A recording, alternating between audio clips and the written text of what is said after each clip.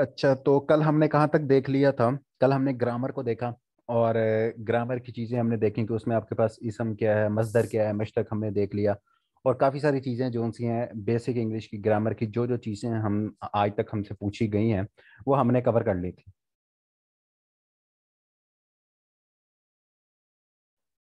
उसके बाद जो हमने क्या देखना है, उसके बाद जो हमने सेकंड चीज़ आज देखनी है, जो भी हमारा ग्रामर का ही पोर्शन है, इसमें हमने देखना है आपकी शायरी के रिलेटेड। तो अगर हम उसमें शायरी की आपकी बात करें तो शायरी के पहले जाने से पहले कुछ चीज़ ये आपको सामने क्या कहते हैं फाइल में नज़र आ रहा होगा, रमूज औकाफ। तो ये भी पूछा जाते हैं। अभी रिसेंट भी तफसीलिया का पूछा गया कि तफसीलिया का निशान बना हुआ था, तो तफसीलिया कॉलन बना हुआ था, तो कॉलन को तफसीलिया कहते हैं। अभी हम देखेंगे तो पूछा गया था कि कॉलन को क्या कहते हैं, तो वो आपका तफसीलिया है। तो पंक्चुएशन को उर्दू में क्या कहते हैं, पंक्चुएशन जो कि हमने इंग्लिश में भी पढ़ने हैं, तो उनको रमूज औकाफ कहते हैं। तो ये देखें आपका, ये उन्होंने कहा हुआ है कि इन अलामतों का हिसाब के इसके लिए किया जाता है। अगर हम नीचे देखें, जो कि मतलब पंक्चुएशन का आपको, जो कि आपने किसी तरह जैसे हमने पॉज लेना है, अगर सवाल पूछना है तो उसके लिए आप क्वेश्चन मार्क यूज करोगे। अगर आपने कोई इमोशन शो करना है तो उसके लिए आप अपना इंटरजेक्शन यूज करोगे। तो वो सारी चीजें उर्दू में उनको किस नाम से किया जाता है, जैसे ऊपर लिखा हुआ है ये देखें कि जगह जगह ठहरना पड़ता है, कभी उतार चढ़ाव के लिहाज से आवाज़ धीमी करनी पड़ती है, भी वक्फा देना पड़ता है, लहजे को तब्दील करना होता है, तो उसके लिए आप क्या यूज़ करते हो, रमूज़ो औकाफ। तो ये भी आप लोगों से पूछा जा सकता है कि अगर आपने कभी जब आपने जगह जगह जो सा है कहीं कहीं ठहरना है, जब आपको इबारत लिख रहे हैं या बोल रहे हैं, आपने अपना एक्सप्रेशन बिल्ड करना है उर्दू के अंदर, तो इंग्लिश के अंदर आप क्या उस वक्त यूज़ करते हैं, पंक्चुएशंस, और उर्दू में वही पंक्चुएशंस को हम क्या कह देते हैं, रमूज़ो औकाफ। तो आप जो सा है क्या यूज़ करेंगे, रमूज़ो औकाफ।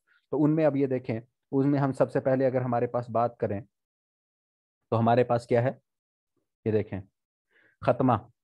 अब वहां हमारे पास क्या होता है, फुल स्टॉप। या खत्मा आपका क्या है, फुल स्टॉप। तो उसमें हम स्टॉप लगाते हैं, यहाँ हम एंड में क्या लगाते हैं, डैश लगाते हैं। तो इसमें जहन में ये चीज रखनी है कि इसमें जो खत्मा है, खत्मा नाम से आपको समझ आ रही होगी, सिंपल है खत्मा, कि खत्म। जब एंड फुल स्टॉप जो होता है, लेकिन फुल स्टॉप यहाँ क्या है, आपकी डैश होती है उर्दू में। उर्दू में आप फुल स्टॉप नहीं लगाते। आप यहाँ भी देखें, हर जुमले के आखिर में निशान लगाया गया है।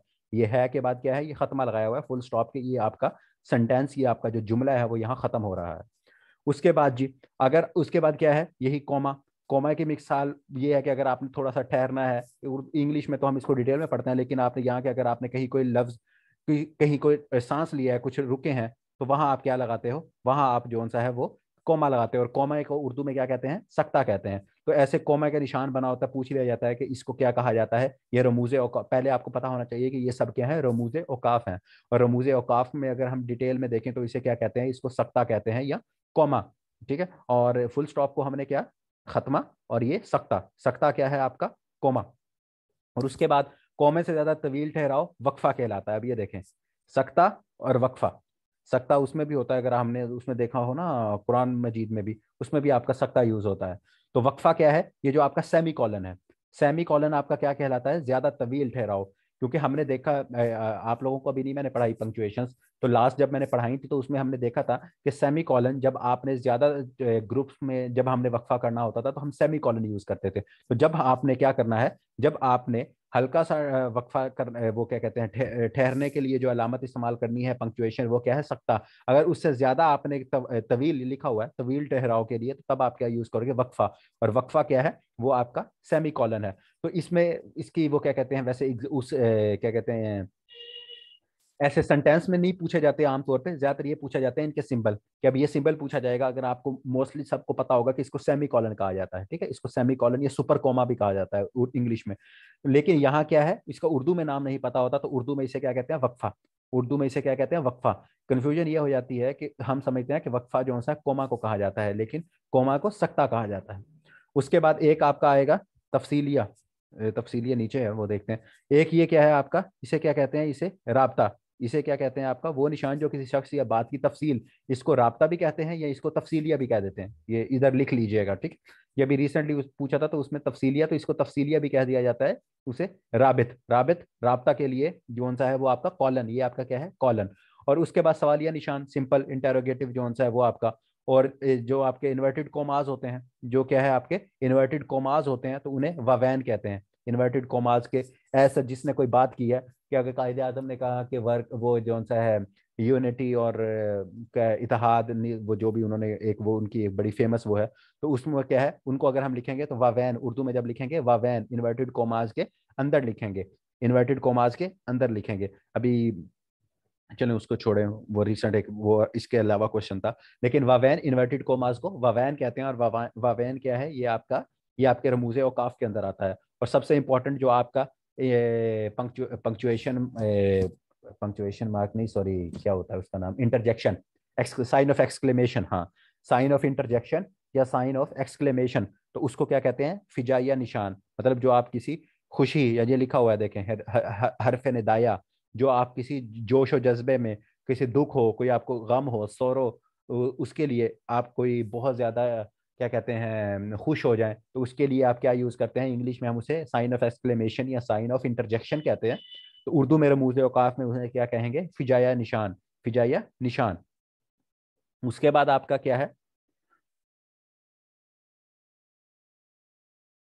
ये कोसैन, ये क्या है, किसी बात की इजाफी शक्ल या दूसरी जुबान में पेश करने के लिए उस बात को जिस अलामत के साथ लिखा जाता है।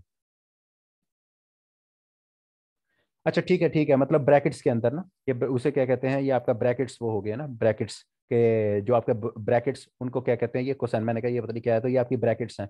कि आपने एडिशनल इन्फॉर्मेशन जो हमने पढ़ा था, कि एडिशनल इन्फॉर्मेशन आपने देनी हो तो उसके लिए आप क्या, क्वेश्चन, तो उसको ब्रैकेट्स को आपका क्वेश्चन कहते हैं। तो ये आपके क्या है, ये सारे आपके रमूज औकाफ हैं।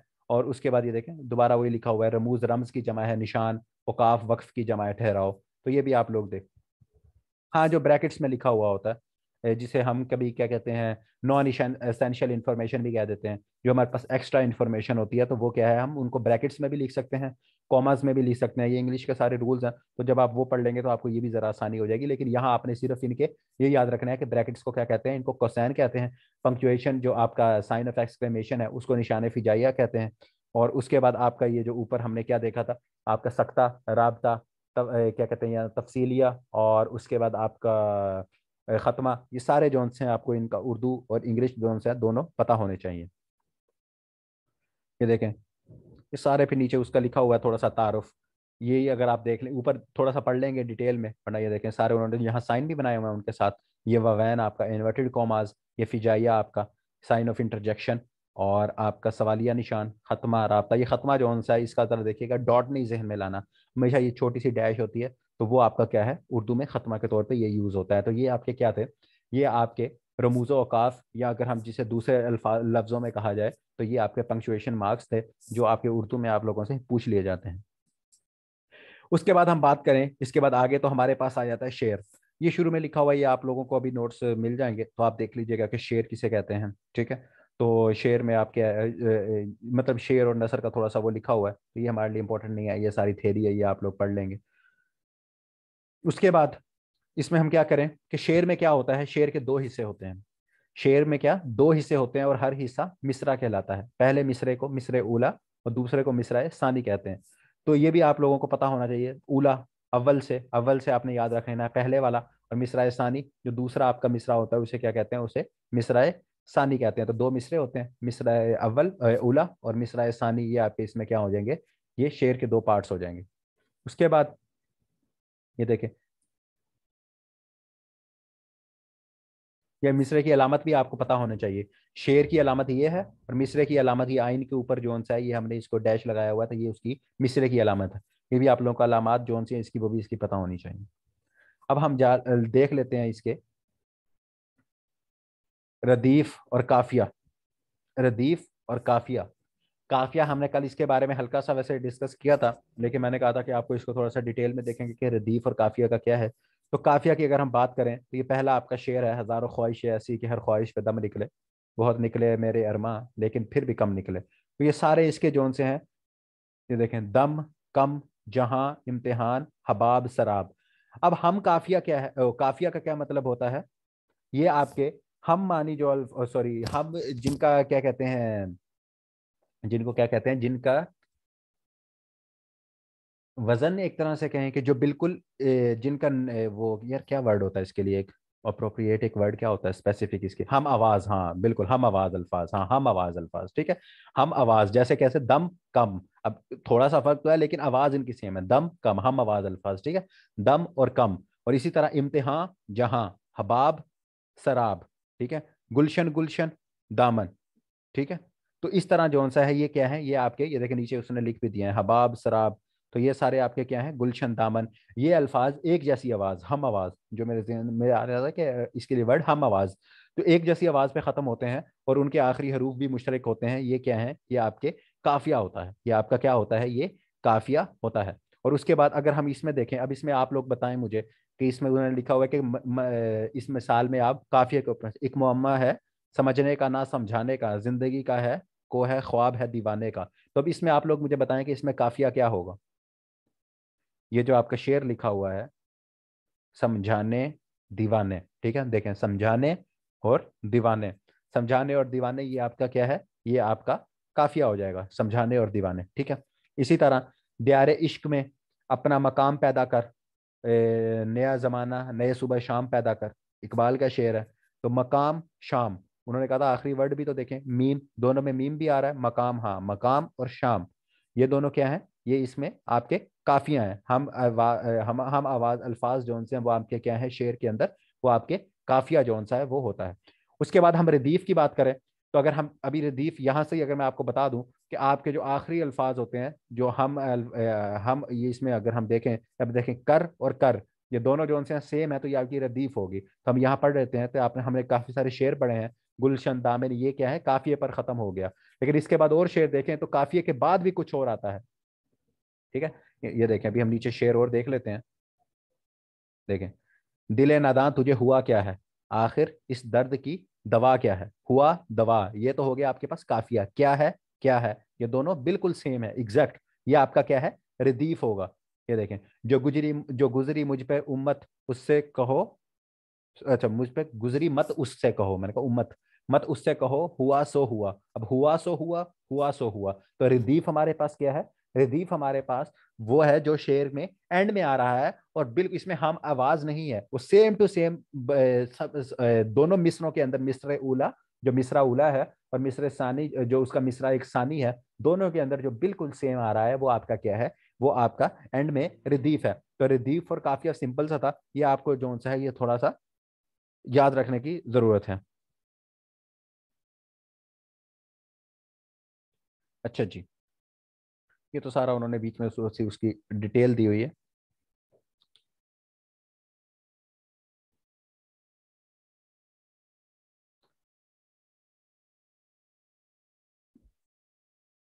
ये देखें जरा, ये आपकी जो कल हम देख रहे थे, जो मैंने आपको कहा था कि हमने क्या देखना है, मुसद्दस क्या है आपके पास, मुरब्बे या जैसे रबाई, ये आपकी क्या है, मुसल्लस क्या है, तो ये आपने देख लेना है। मुसम्मस की 8 किस्में होती हैं। अब ये देखें, मुसल्लस 3 वाली, मुरब्बे 4, खमस, मुसद्दस, जैसे मुसद्दस हाली हमने कल देखा था, तो मुसद्दस हाली कितने, जिसमें 6 मिसरे, सॉरी, मुसद्दस हाली कह रहा हूँ, मुसद्दस क्या, जिसमें 6 मिसरे होते हैं, भी मुसब्बे जिसमें 7, मसमन जिसमें 8, और ये सारे जो से मुअशर जिसमें 10 मिसरे हों, तो मैक्सिमम क्या है, हम ये कह सकते हैं कि जिसमें 10 मिसरे तक जोन सी है वो क्या है, मुअशर। ये आपको सारे नाम आप लोगों को इसके आने चाहिए। उसके बाद अगर हम इसमें बात करें, तो हमारे पास ये इंपॉर्टेंट नहीं है, हमारे पास ये वो आ गया रबाई, जिसमें 2 मिसरे होते हैं, वो रबाई होता है। यहाँ हमने कहाँ से देखा था, ये देखें, उसको रबाई भी, यहाँ 3 मिसरों से स्टार्ट हुआ था, तो 2 वाले को आप क्या कहते हैं, रबाई भी कहते हैं। तो ये आपने देख लेना है, ये सारी जोन सी, ये सारी चीजें जोन सी पूछी जाती हैं। ये देखिए, तरकीब बंद की मिसाल, हाली की नज़म, मरसिया गालिब, और ये सारी मस्ज करतबा। और अगर मुसद्दस तो पूछने, तो हम कहें मुसद्दस हाली जोन सी है वो क्या है जी, वो आपकी मुसद्दस, तो वो उस लिहाज से जिसमें शेरों की तरतीब के लिहाज से है, कि अगर जिसमें छः हैं तो वो आपकी क्या है जी, वो मिसरे हैं, सॉरी 6 मिसरे हैं, तो वो आपकी क्या मुसद्दस हो जाएगी, 2 वाली रबाई हो जाएगी। तो इस लिहाज से ये सारे जोन से, ये ऊपर पूरा एक तरह से समझ लें टेबल ही बना हुआ है, उन्होंने सिंपल एक्सप्लेन आराम से, वो सिंपल सी चीजें इसमें लिखी हुई हैं कि 4 मिसरे हैं तो वो क्या है, 5 मिसरे हैं तो फिर वो क्या है। तो ये सारी चीजें आप लोगों ने जो सा इसमें देख लेनी है। और इसमें इंपॉर्टेंट क्या चीज़ है अगर हम देखें, तरतीब बंद, ये भी नहीं, बस इसके लिहाज से हमारे पास जो सा है रदीफ, काफिया, और ये इसके लिहाज से थोड़ा सा इंपॉर्टेंट है। बाकी इसमें आके अभी वो शेर में तशबीह भी आती है, तलमीह भी आती है, वो हमने कल भी देखी थी, यहाँ भी आएगी, लेकिन हम उसको डिटेल में नहीं देखेंगे क्योंकि कल हम उसको देख चुके हैं। अब हम गजल की अगर बात करें,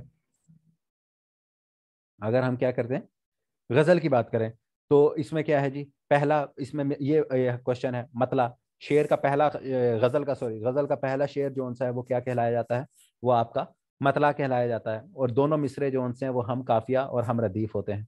ठीक है, दोनों मिसरे जो से, अगर ये पहली अगर हम देखें तो इसमें अगर देखें, ये देखें, बहुत पहले से इन कदमों की आहट जान लेते थे, तुझे ए जिंदगी हम दूर से पहचान लेते थे।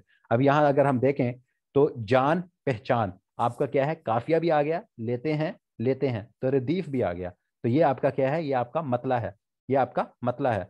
ये आपका पहला शेर क्या है, मतला है। और उसमें मतले के लिए सबसे इंपॉर्टेंट चीज क्या है कि शेर का पहला गजल का पहला शेर, उसमें मतला कब कहा जाएगा, उसको पहले शेर को मतला तब कहा जाएगा जब उसके अंदर काफिया भी होगा और रदीफ भी होगा।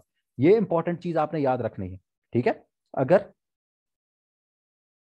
क्या है, अगर उसमें जैसे मैंने कल आपको ऐसे सरसरी सी बात बताई थी ना, कि जैसे अभी हम आगे इसमें मक्ता भी देखेंगे, तो मक्ता में मैंने कहा था कि तखल्लुस यूज होता है, तो अगर तखल्लुस यूज होगा तो वो उसका मक्ता कहलाया जाएगा। तो इसमें भी यही रूल है कि पहला शेर मतला तो होता है, मतले का मतलब क्या है ये भी पूछा जाता है, तलू होने की जगह। ठीक है, मतला का मतलब क्या है, तलू होने की जगह।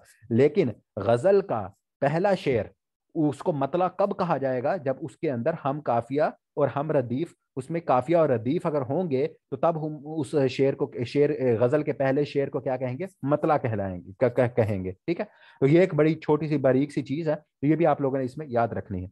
और ये एक इंपॉर्टेंट क्वेश्चन पूछा जाता है कि अगर मतले के बाद वाले शेर के दोनों मिसरे हम काफिया और हम रदीफ हों तो उसे हुस्ने मतला कहा कहते हैं। तो अगर हम ये देख लें कि दूसरा शेर हम देख लेते हैं, तबीयत अपनी घबराती है जब सुनसान रातों में, हम ऐसे में तेरी यादों की चादर तान लेते हैं। तो अब मुझे ये बताओ कि ये जो दूसरा शेर है, इसको हम हुस्ने मतला कहेंगे कि नहीं कहेंगे, ये आप लोग मुझे बताओ जरा।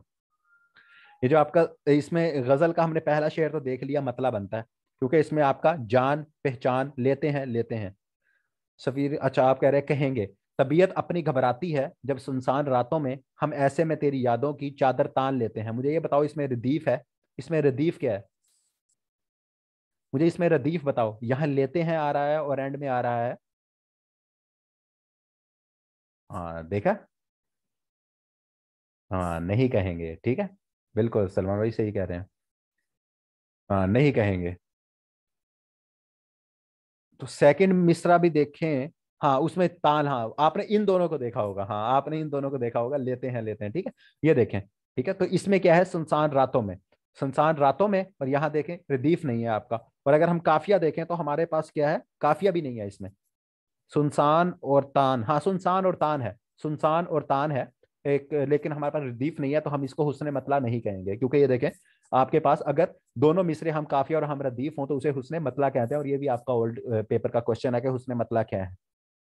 और एक गजल में एक या दो से ज्यादा मतलब भी हो सकता है। इसी तरह शेर की भी कोई तादाद मुकर्रर नहीं है कि एक गजल के अंदर, ये भी पूछा जाता है कि एक गजल के अंदर कितने अशार हो सकते हैं, 2 अशार, 3 अशार, 5 अशार, 10 अशार। तो क्या लिखा हुआ है, ये भी इंपॉर्टेंट है कि शेर की कोई भी तादाद मुकर्रर नहीं होती गजल में। तो ये भी आप लोगों का पास क्वेश्चन है कि गजल में कितने मैक्सिमम अशार हो सकते हैं। तो अगर इसमें कोई ऑप्शन हो कि जितने मर्जी, जैसे वो हमने मेमोरी का पढ़ा था ना कंप्यूटर का, कि जो है जितनी आपकी कंप्यूटर की मेमोरी कैन होल्ड, तो वो ही इसमें भी है कि शायर के ऊपर डिपेंड करता है कि वो उसका क्या माहौल है। तो शायर का जितना दिल कर रहा है वो अपना उसको कर लेते हैं। और ये नीचे आ गया जो हमने कल देखा था कि शेर में अपना तखल्लुस इस्तेमाल करता है, उसे मक्ता कहते हैं। शेर का सबसे अच्छा, गजल का सबसे अच्छा शेर शाह बैत कहलाता है, इसे बैतुल गजल भी कहते हैं, इसे बैतुल गजल। ये भी आप लोगों का क्वेश्चन है कि अगर बहुत कोई जिसे कहते हैं कि आम वो लफ्ज में कहें कि तबाही शेर हो, तो उसको क्या, सबसे अच्छे शेर को शाह बैत। अच्छा शेर, अब वो ये वो जो शायर है वही बता सकते हैं कि मतलब मतलब जिसमें जिसका सारे अल्फाज, उसका हम वजन, वो उसका हर जो उसमें चीजों का ख्याल रखा जाता है, सुनने में बड़ा अच्छा हो। मेरे ख्याल के मुताबिक तो यही हो सकता है।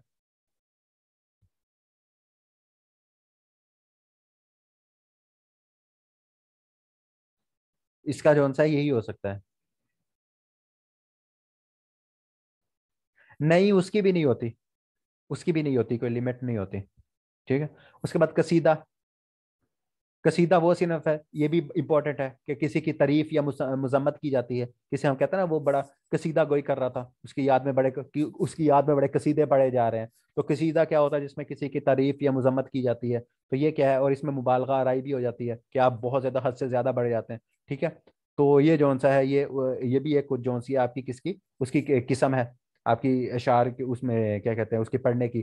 तो ये आपने उसमें देख लेना है। और कसीदे की किस्में हैं, इंपॉर्टेंट नहीं है, देख लीजिएगा। खिताबिया, जिसमें आप खिताब, वो क्या कहते हैं, बराह रास्त मदा या मुजा, बराह रास्त आप जिसे कहते हैं। हाँ, कसीदा है बुरदा शरीफ, बिल्कुल वही वही, बिल्कुल ऐसे ही है। तो वो भी आपके आप सल्लम की क्या है, उसमें तारीफ की जा रही है। ठीक है। और तमहीदिया, और इसमें क्या है, तमहीदिया से ही आप।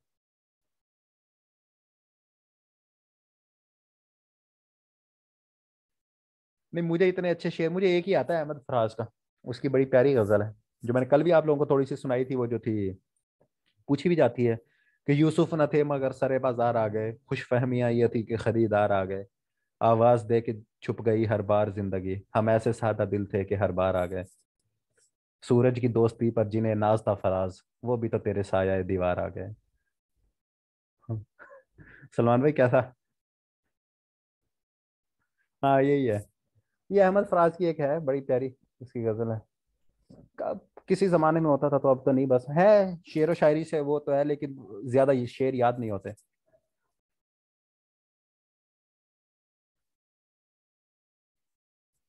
हम्म। सलमान भाई को समझ आ गई होगी ना। हाँ, नहीं होता।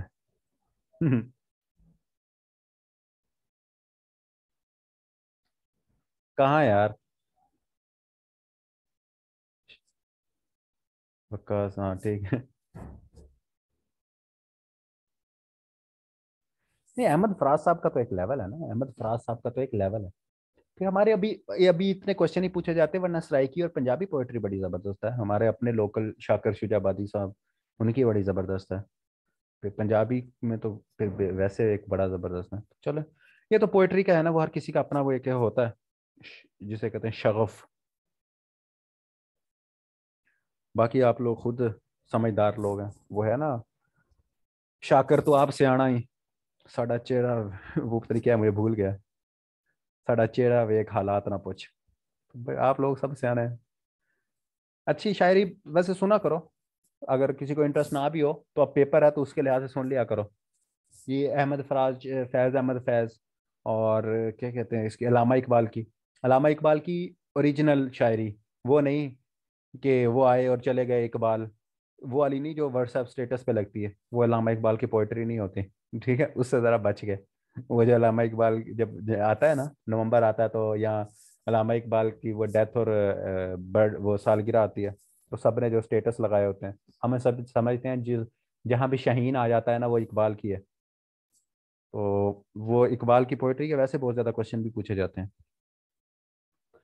और ये देखें, एक तो तहय्यत के बाद एतबार से कि आप यहाँ उसे क्या कह सकते हैं, बराह रास्त। आप बराह रास्त मतलब एक बंदा है, उसकी बराह रास्त तारीफ कर सकते हैं, या आप कोई बीच में, और जिसे क्या कहते हैं डायरेक्ट और इनडायरेक्ट। तो डायरेक्ट को खिताबिया और इनडायरेक्ट को तमहीदिया। और लेकिन नीचे मौजू के लिहाज से क्या है, कि एक में जिसमें आपकी तारीफ, ये क्या है, इसे मदहिया कहा जाएगा, कि जिसमें तारीफ की जाए, या अगर मुजम्मत की जाए तो हजविया कहा जाएगा। तो ये भी आपके पास के क्वेश्चन है दोनों, कि कसीदे का वो कौन सा मौजू जिसमें वो मौजू जिसमें कसीदे के अंदर किसी के मजम्मत की जाए उसको क्या कहा जाता है, और जिसमें किसी की तारीफ की जाए उसको क्या कहा जाता है। तो ये भी आप लोगों ने इसको भी देख लेना है। उसके बाद जी, कसीदे के ज़ाय तरकीबी, ये तशबीब, गुरेज, मद, हुस्न तलब, ये पढ़ लीजिएगा, इतने इंपॉर्टेंट नहीं है, लेकिन आप लोगों को हल्का सा इनका आइडिया होना चाहिए। फिर मरसिया, मरसिया का जैसे शायर पूछ लिया जाता है, मीर अनीस, ठीक है, उसका पूरा नाम मीर बब्बर अली अनीस। मजमत, मजमत, मजमत क्या?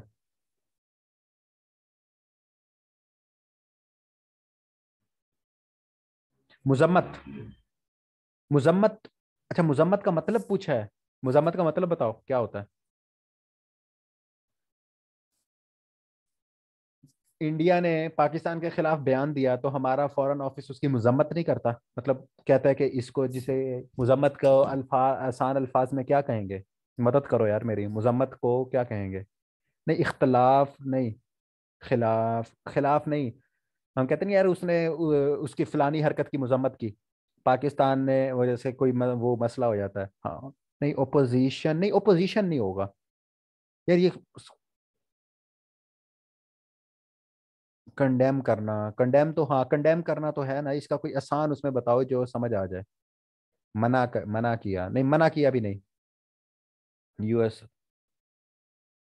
उस एक्ट को डिसलाइक करना, हाँ ये सही है, ये जबरदस्त है मनीषा, शाबाश। ये कि किसी एक्ट को, कोई स्पेसिफिक या कोई वो एक्ट है ना, उसको क्या डिसलाइक करना है एक तरह से, आप कह सकते, कि आपने उसकी नफी की, हाँ नफी की, किसी चीज की नफी की, तो इस तरह से हर किसी ने एक एक बता दिया, तो अब समझ आ गई होगी। हाँ गलत, गलत नहीं कहा, मतलब एक तरह से उसका जवाब दिया, मुजम्मत की ना, जैसे हम कहते हैं कि यार उसने ये बात की तो हम उनने उसका क्या किया, उस बात की मुजम्मत की, उसको वैसे गलत, ये सारे जो आप लोगों ने बताया ना, गलत कहा, नागवारी का इजहार किया, इनकार, ये सारे इसी के मतलब मानों में आ जाते हैं। तो अब मुझे लगता है समझ आ गई होगी कि मुजम्मत, ठीक है, हाँ ये इसी में आ जाता है मुजम्मत। अच्छा मरसिया, हाँ नागवारी, हाँ ये सारे वही हो गए, हाँ माजरत करते हैं, हाँ हाँ बिल्कुल ऐसे ही है, नहीं नहीं माजरत मुजम्मत में नहीं आता। माजरत सलमान भाई मुजम्मत में नहीं आएगा, ये माजरत में नहीं आएगा, माजरत नहीं आएगा इसमें। क्योंकि जैसे हम कहते हैं ना, अब हम कहते हैं कि आपने भी न्यूज़पेपर में पढ़ा होगा कि फॉरेन ऑफिस ने इंडिया के फलाने उसकी मुजम्मत की, कंडेम किया उसे, तो वो हम माजरत नहीं कर रहे होते, हम उसको, उसका एक वर्ड होता है इसका, क्या कहते हैं उर्दू इंग्लिश में, रिबटल, ठीक है, रिबटल या रिब्यूक, तो हम उसको क्या, उसका जवाब दे रहे होते हैं वापस, उसको मुजम्मत, तो उसमें आ जाता है, ये माजरत में नहीं आएगा। अच्छा चलो मरसिया, मरसिया ये है जी, इसमें आपका जैसे ये देखिए, शहादत अब्बास, शहादत हुसैन, जैसे कल हमने देखा था कि कत्ले हुसैन असल में मर्ग यसीद है, इस्लाम जिंदा होता है करबला के बाद। तो ये आपका क्या है, ये आप जिसमें क्या है, रोना आहो बका करना, ये रसा से बना है मरसिया। और ये क्या है इसमें, इसमें मरने वाले के औसाफ बयान किए जाते हैं, उसकी वफात पे रंजो गम, तो उसके लिए मरसिया जो सा, जैसे ये देखा बीच में आ भी गया है कि वाकया करबला का जो बयान हुआ है उसे मरसिया कहते हैं, ठीक है। और जो मरसिया लिखे गए हैं उसको शख्सी मरसिया, हाली का मरसिया गालिब, इकबाल का मरसिया दाग, तो इकबाल ने मरसिया जो दाग आपका शायर था उसके ऊपर, उसकी वफात के ऊपर लिखा कि मतलब उसको बड़ा अफसोस होगा। गालिब, हाली ने गालिब के ऊपर एक लिखा कि गालिब के वो कैसा बंदा था, और उसके ऊपर बड़ा दुख का इजहार किया, तो वो क्या है, मरसिया। तो मरसिया पढ़े गए। तो ये मरसिया जो सा है, ये आपके, ये भी पूछा जाता है, और इसका एक शायर भी है, जैसे मैंने आपको बताया, मीर अनीस। और एक मीर अनीस की, क्या मीर अनीस क्या करता था, वो मरसिया, वो मरसिया का शायर है, उसकी सिनफ क्या है, मरसिया है। और उसका पूरा नाम पूछा जाता है मीर बबर अली अनीस। तो ये भी आप लोगों ने इसमें देख लेना है, ये वैसे भी आपको जो नोट्स मिलेंगे जब आप प्रैक्टिस करोगे तो इसमें चीजें आपकी ये क्लियर हो जाएंगी। उसके बाद ये देखें, अज्जाए तरकीबी ये हैं, ये आप देख लीजिएगा थोड़े से।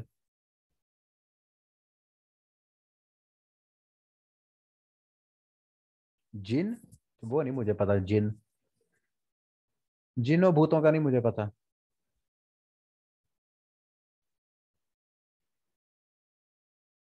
ये मरसिए में देख लीजिएगा कि इसकी तरकीब क्या क्या है। रुखसत हो रहा है जंग में जाने के लिए, जैसे रुखसत है, आमद है, ठीक है, जंग है, शहादत है, बैन है, ठीक है, जिसमें वो क्या कहते हैं, गरिया और मातम से कहते हैं बैन करना, हमारे यहाँ पहले कल्चर में भी था, पुराने अरब ट्रेडिशन में भी ये था, औरतें बैन करती थी। तो ये भी सारे उसके जो उनसे हैं, उसमें इस इतनी डिटेल में पूछी नहीं जाती, लेकिन फिर भी आपको हल्का सा जरा आइडिया होगा अगर पूछ ले कि ये रज जो सा है, ये बैन जो सा है, ये किसके वो अज्जाए तरकीबी हैं, तो आपको पता होना चाहिए कि ये मरसिए के अंदर आते हैं।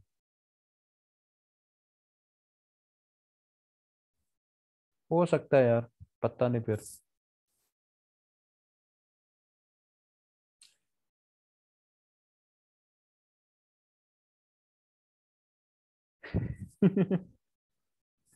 नहीं अगर हो जाती तो फिर मुझे क्या कहते हैं, चुड़ैलों के बारे में इल्म होता ना ज्यादा, फिर मुझे, फिर मुझे चुड़ैलों के बारे में इल्म होता, फिर मैं कहता कि मुझसे आप चुड़ैलों का इल्म ले सकते हो, मुझे चुड़ैलों का बहुत इल्म है। ठीक है।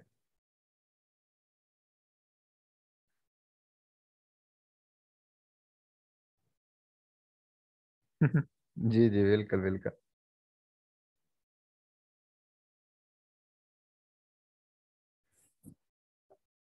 अच्छा जी।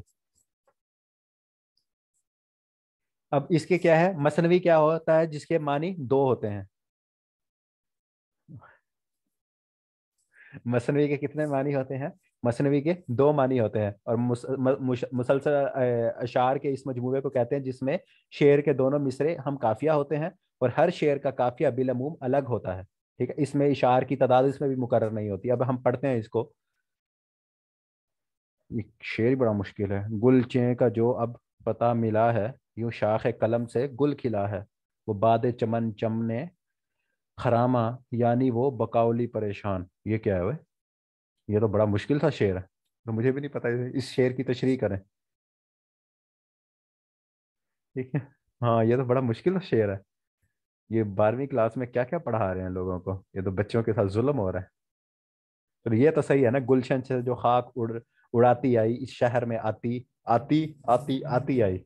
ये शेर तो अच्छा है। देखा तो खुशी के चहचहे थे, गुले ची के शगुफे खिल रहे थे, गुलबान गे जना था जो जहां था, एक एक हजार दास्तान था। यार फिर भी कुछ ना कुछ तो पढ़ते ही थे बच्चे, लेकिन ये तो बड़ा अजीब है। उन्होंने लिखा हुआ, इस इन अशार पर गौर कीजिए। आप सोचे मुझसे ये शेर जो उनसे वो नहीं पढ़ा जा रहा। आप ढूंढना ही पड़ेगा इसको, वाकई में ढूंढना पड़ेगा। लेकिन आप इसकी सिंपल वो देख लें, इसको हम इसकी एग्जांपल फिर बाद में भी देख लेंगे, अगर कोई और भी मुझे मिलेगी मैं शेयर कर दूंगा। कि इसके लगवी दो मानी, इसके दो मानी होते हैं मसनवी के, ठीक है। और ये दो किस्म की होती हैं, ये आपने याद रखना है। इसमें 8 अज्जा होते हैं। और इसमें ये मनाजात जो सा है ना, मनाजात, ये मनाजात के रिलेटेड पूछा जाता है कि मनाजात क्या है। तो मनाजात ये होता है कि जब इंसान जो सा है बिल्कुल बेबस हो जाता है ना, इंसान जब बिल्कुल बेबस हो जाता है और अपने रब के सामने आता है, कि अपने रब से दुआ करता है बेबस होके, वो जो इसकी क्या कहते हैं, वो जो इसका जुज है उसको मनाजात कहा जाता है, उसको मनाजात। तो ये भी क्वेश्चन है कि मनाजात सिर्फ और मनाजात जो सा है ये किसका जुज है, ये आपका मसनवी जो सा है, मसनवी उसका जुज है। और मसनवी हमने क्या देखा है, जिसके दो मानी, जिसके लुग़वी मानी दो के होते हैं। इसके लुग़वी मानी अगर हम देखें, मसनवी का क्या मतलब है, दो। मतलब क्या है इसमें, दो। हाँ, मनाजात भी, हाँ वो ही ना, ये वही आ जाता है मनाजात। तो मनाजात अगर आप कहीं भी लफ्ज सुनेंगे तो आप सोचेंगे ये मनाजात क्या है, ये मसनवी है। जैसे हमने पहले क्या, कसीदा। अब किसी के बारे में जिसमें अगर वो लिखा हुआ है कि क्या कहते हैं, शहादत हुसैन, शहादत हुसैन के ऊपर कोई वो है, तो वो आपको ऑटोमेटिकली पता चल जाएगा कि ये क्या है, ये आपका कसीदा है, ये आप सॉरी, ये आपका मरसिया है, ये आपका मरसिया है। और अगर कोई होगा कि शेर खुदा हजरत अली की कोई बहादुरी के ऊपर है, तो वो क्या है, वो आपका अगर हम कहें तो वो आपका क्या हो जाएगा, कसीदा हो जाएगा, जिसमें किसी की कोई तारीफ बयान की जा रही है। और अगर अगर जोन सा आपके पास जिसमें ये जज आ जाएंगे, जिसमें हमद है, मनाजात है, नात है, नात भी आपकी क्या है, इसमें मसनवी है, मनकबत है, हाक में वक्त की मदाह करनी है, अपनी अपनी शायरी की तारीफ जोन सी है, ये भी मसनवी लिखने का सबब। ये सारी जोन सी है, ये सारी चीजें किसके जुज्व हैं, ये मसनवी के अंदर आते हैं। और इसमें इसका मजबूआ क्या है, इसमें शेर के जो दोनों मिसरे हैं, दोनों मिसरे जो से हैं वो हम काफिया होते हैं। और हर शेर का काफिया बिलअमूम जो सा है वो अलहदा होता है। ये जो सा है, इसकी हम एग्जाम्पल ऊपर वाले में मुझे तो खुद ये समझ नहीं आई, लेकिन इसको देख लेना कि इसका क्या है। वो ये कहना चाह रहा है कि जिसमें शेर के दोनों मिसरे जो हैं वो हम काफिया होते हैं। खिला मिला, ठीक है, खिला मिला ये तो हो गया। और उसके बाद क्या है, हर शेर का काफिया बिलअमूम अलग होता है। इसका क्या मतलब हुआ, हर शेर का काफिया बिलअमूम अलग होता है। ठीक हो गया, समझ आ गया मुझे।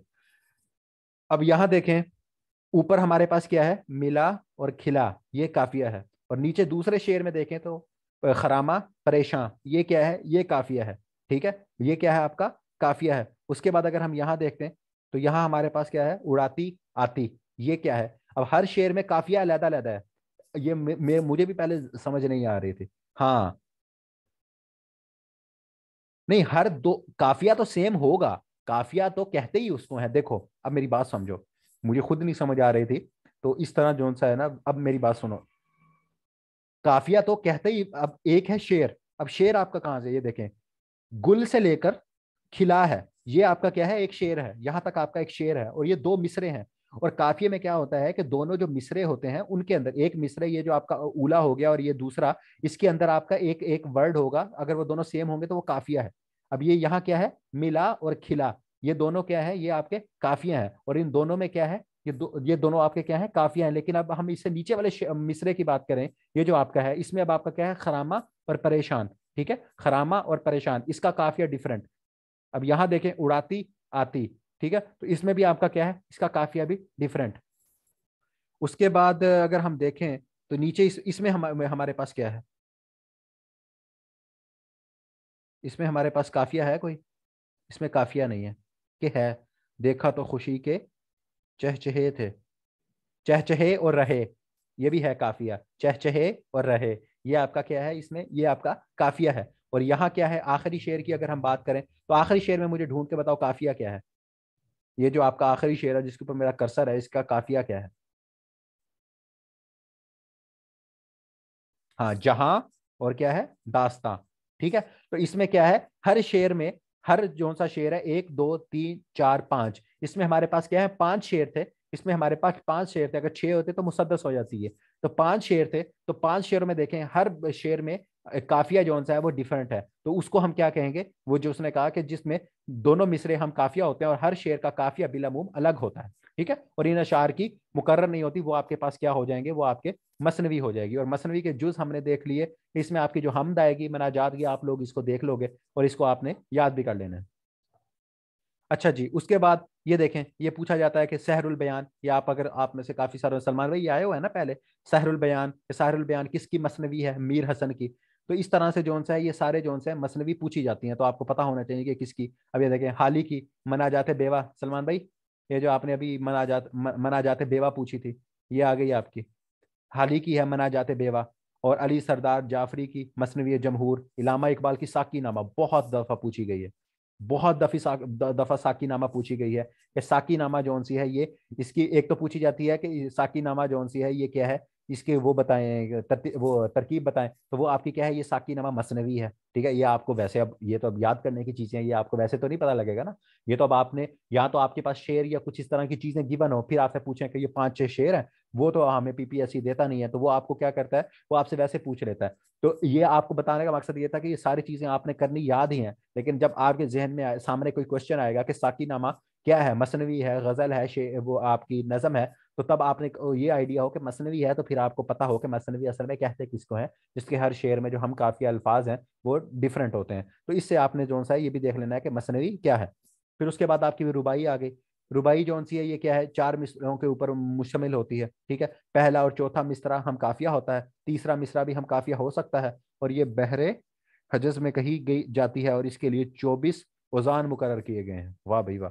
अब हम इसका ऊपर कंफर्म कर लेते हैं कि दूसरा और चौथा मिसरा हम काफिया होता है। ये देखें, ये क्या है कि हयाते जावदानी क्या है, पहले देखो जहाने फानी क्या है, इस फिक्र में हो के मौत क्या शय है रवां, ये भी समझे कि जिंदगानी क्या है। अब पहला मिसरा क्या है, पहला मिसरा उसने कहा है, सॉरी दूसरा और चौथा, दूसरा में अगर हम देखें, फानी और क्या है, जिंदगानी, नीचे लिखा हुआ है चार मिसरों पे मुश्तमिल है। एक तो ये भी क्वेश्चन है कि रुबाई के कितने मिसरे होते हैं, तो रुबाई के अंदर हमने ऊपर भी देखा था कि रुबाई के अंदर कितने मिसरे हैं, रुबाई के अंदर आपके चार मिसरे हैं, रुबाई के अंदर चार मिसरे हैं। और इसमें क्या होगा, इसमें अब आगे देखें, फानी और जिंदगानी, अगर आपके पास ऐसे चार, अब ये तो होना तो ऐसे चाहिए कि आपको पेपर में इस तरह से चार मिसरे गिवन हो और आपसे पूछें कि ये जौन सा है आपके पास, ये मजमुआ जौन सा है, ये क्या है, ये आपके पास मसनवी है, ये आपकी रुबाई रुबाई है, गजल है। तो फिर हम देखेंगे अच्छा यार, हमने रुबाई पढ़ी थी जिसमें दूसरा मिसरा और आखिरी मिसरा जौन सा है, उस वो जौन सा है हम काफिया हो, तो लेकिन वो इस तरह से गिवन नहीं होता, तो हमें बस ये ज्यादा ये पूछ लिया जाता है कि रुबाई में कितने मिसरे होते हैं, और उसके बाद ये आपको वैसे जनरल पता होना चाहिए कि दूसरा और चौथा मिसरा जौन सा है वो क्या है, वो हम काफिया है।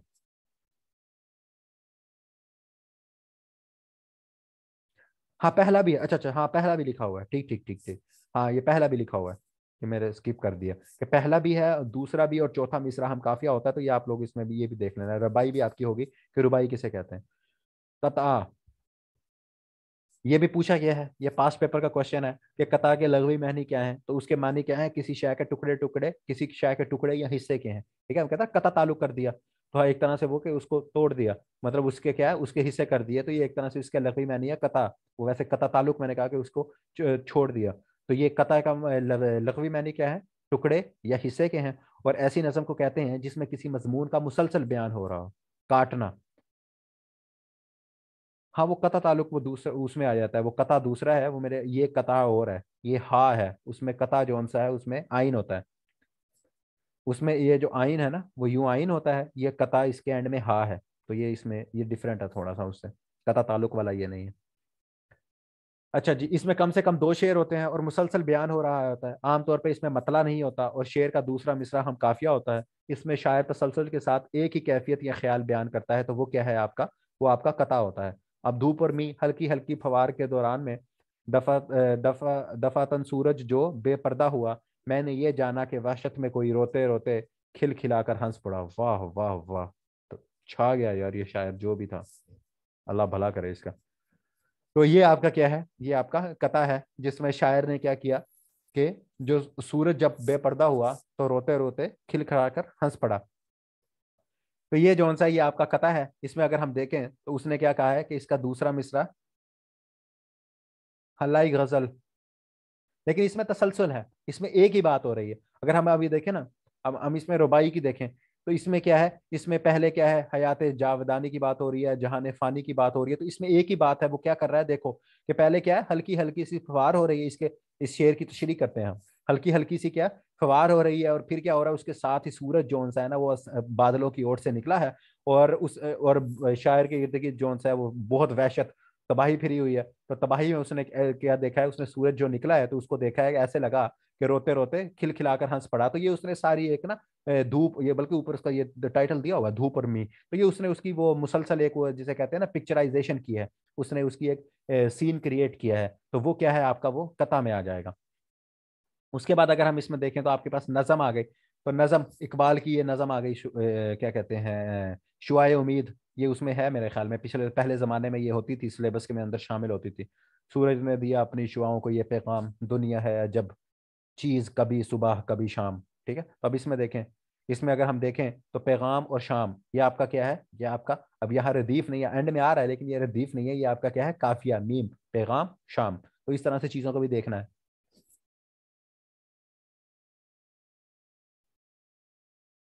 अब इसमें अगर हम देखें कि नज़म शायरी की इस सिनफ को कहते हैं जिसमें एक ही मौजू पर तसलसल के साथ इजहार ख्याल किया जाए, या एक ही तजर्बे का बयान हो, या एक ही वाकया नज़म किया जाए। तो ये थोड़ा सा इसके वैसे पूछा नहीं जाता नज़म और गज़ल का फ़र्क, लेकिन इसको थोड़ा सा देख लेना, इसमें भी तसलसल के साथ है। ऊपर जो हमने कथा को देखा है उसमें भी क्या है, उसमें भी हम हमारे पास क्या है, इसमें उसमें भी तसलसल के साथ है, लेकिन इसमें यह है कि कम से कम दो शेर होते हैं और इनका डिफरेंस थोड़ा सा आप लोग देख लेना कि ज़्यादा से ज़्यादा इशार की तादाद मुकर्रर नहीं है। और नज़म में भी यही होता है, नज़म में भी क्या है, इसका क्या है, इसमें भी जोन सा है वो भी कोई इसमें तादाद मुकर्रर नहीं होती। और इसमें एक जो इसमें सबसे बेस्ट चीज है ना, आपने ऊपर कथा में भी देखा होगा और नज़म में, ये एक तरह से बिल्कुल ऑलमोस्ट जिसे कहते हैं ना ट्विंस है, क्योंकि इसमें भी कोई ना कोई ऊपर उन्वान दिया होता है, हमेशा गजल का ना कोई उन्वान होगा कि अहयाए उम्मत, या कोई इस तरह से कोई चीज लिखी होगी, जैसे उनकी क्या कहते हैं, जैसे किताब का एक उन्वान होता है ना यार, एक साथ हाँ, अब ठीक। तो जैसे कोई किताब का उन्वान होता है ना, तो उसी तरह जो सा है गजल की भी एक खूबी क्या है कि गजल में जो सा है कोई ना कोई इसमें उन्वान होता है। और यहाँ वहादत, नहीं गजल का उन्वान नहीं होता, नज़म का होता है, हाँ बिल्कुल ऐसे ही है। कि ये भी पूछ लिया जा सकता है आपसे, ये भी एक वैसे क्वेश्चन है, शायद कोई पास्ट पेपर में पूछा गया हो कि गजल का और इसमें, तो बेसिक फर्क अगर आप यही याद रखें कि नज़म के अंदर आपका उन्वान होता है और गजल के अंदर उन्वान नहीं होता। और ये तीन इकसाम है, इंपॉर्टेंट नहीं है लेकिन फिर भी देख लीजिएगा कि पाबंद नज़म, ठीक है, नज़्म मारा, आज़ाद नज़म, आज़ाद नज़म, आज़ाद नज़म, आज़ाद नज़म के रिलेटेड एक क्वेश्चन है, इसको देखिएगा कि आज़ाद नज़म का बानी कौन है। तो अगर किसी को मेरे जहन से स्किप हुआ होगा, इसका क्वेश्चन पूछा जाता है कि आज़ाद नज़म का बानी कौन है, तो वो एक पता नहीं कौन सा बंदा है आज़ाद नज़म, मेरे ख्याल में जो है ना, गालिब नहीं, गालिब तो नहीं है। सलमानो, ये आइडिया है आज़ाद नज़म का बानी कौन है, इसको देख लेना, ठीक है, ये क्वेश्चन लिख लो। ये पूछा भी जाता है आज़ाद नज़म का बानी कौन है। हाँ, नून मीम राशिद, नज़र मोहम्मद राशिद, बिल्कुल बिल्कुल यही है, यही है, शाबाश यही है, नज़र मोहम्मद राशिद ही है, नजर मोहम्मद राशिद ही है आजाद का। ये भी रिसेंटली मेरे ख्याल में पूछा भी गया था ना क्वेश्चन, ये भी मेरे ख्याल में एस गैड के पेपर में पूछा गया था शायद, नून मीम राशिद वाला सवाल आजाद नजम का शायद। हाँ यही है, हाँ नजर मोहम्मद राशिद ही है, ठीक है, देखा। तो नून मीम राशिद, तो इसका नाम भी पूछा जाता है नजर मोहम्मद राशिद।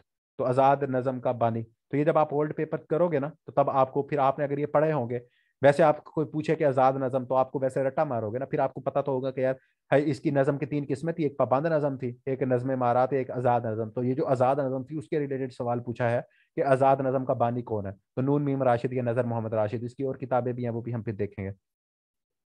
फिर आपके पास नसरी नज़म भी हो सकती है, ये सारी चीज़ें जो सी हैं ये आप लोग देख लीजिएगा, ये थेरी है, इसमें जो सा है आप लोग उसको एक दो दफ़ा पढ़ लोगे, फिर जब आप लोगों से मैं टेस्ट लूंगा तो आपको इसमें चीज़ें क्लियर हो जाएंगी। तो इल्म बयान ये डिस्कस करने की जरूरत नहीं है, ये कल हमने कर लिया था। तो तशबीह वही कि किसी की मानद बताना जिसमें कोई आपके, और हमने इसमें इसके 4 अरकान भी देख लिए थे, ठीक है। ये देखें, हरूफ तशबीह, मुशब्बा बे, मुशब्बा, ये सारी चीज़ें हमने कल देख ली थी। इस्तारा, इस्तारा को इंग्लिश में क्या कहते हैं, मेटाफोर। तो ये कल चीज़ें हमने, तलमीह वगैरह, ये सारी हमने देख ली थी, तो इसको हम स्किप कर देते हैं। उसके बाद हम देखते हैं तजनीस, ठीक है। हम क्या देख लेते हैं, तजनीस। ये हम इसमें देख लेते हैं कि तजनीस क्या होती है।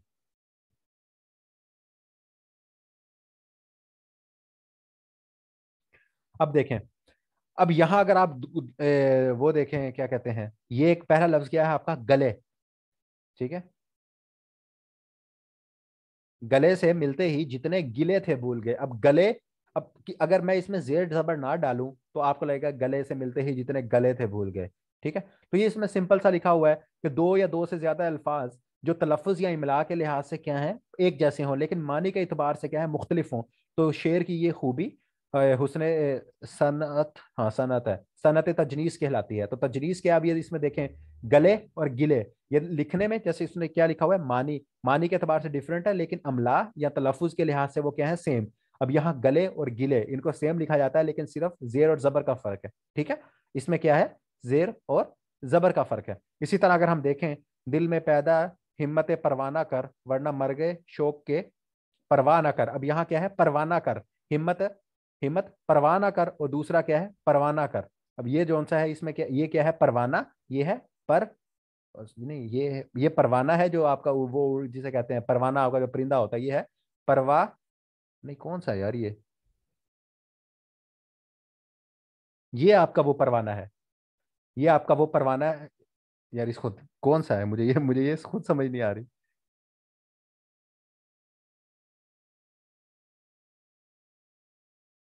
पहला, नहीं पहला वो है ना परवाना, हिम्मत परवाना कर। यार इसमें परवाह साथ होना चाहिए ना, परवाह, ये पर के साथ, ये वाह नून के साथ क्यों जुड़ा हुआ है, ये परवाह होनी चाहिए ना, परवाह ना कर। फर्स्ट वाला तो मुझे पता है ना, परवाना वो जो आपका वो छोटा सा होता है, ये हो गया ना परवाना।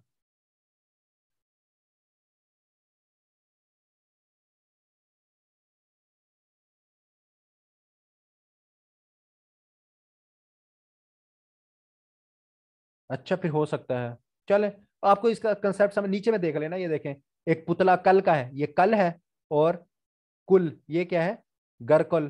तो ये क्या है, कल, और ये कुल, तो ये लिखा हुआ है, तो ये भी जो सा है, परवाह ना कर, ऐसे होगा। अच्छा हो सकता है फिर, ठीक है। तो आप लोगों को बस समझ आ गई, मुझे लगा कि शायद ये इस तरह नहीं लिखा होना चाहिए, मैं भी हो सकता है मैं फिर गलत होऊंगा। तो चले, एक परवाना है और एक परवाह ना कर, तो ये आप इसको देख लीजिएगा। ये बेसिक चीज आपको समझ आ गई होगी कि जिसमें क्या है कि तरकीब के लिहाज से वो बिल्कुल सेम होंगे, लेकिन मानी के हिसाब से वो क्या है, वो आपके डिफरेंट होंगे। अच्छा अच्छा, हाँ। आइसोटोप्स, ठीक है सलमान भाई, आइसोटोप्स आपको याद है अभी तक, आइसोटोप्स,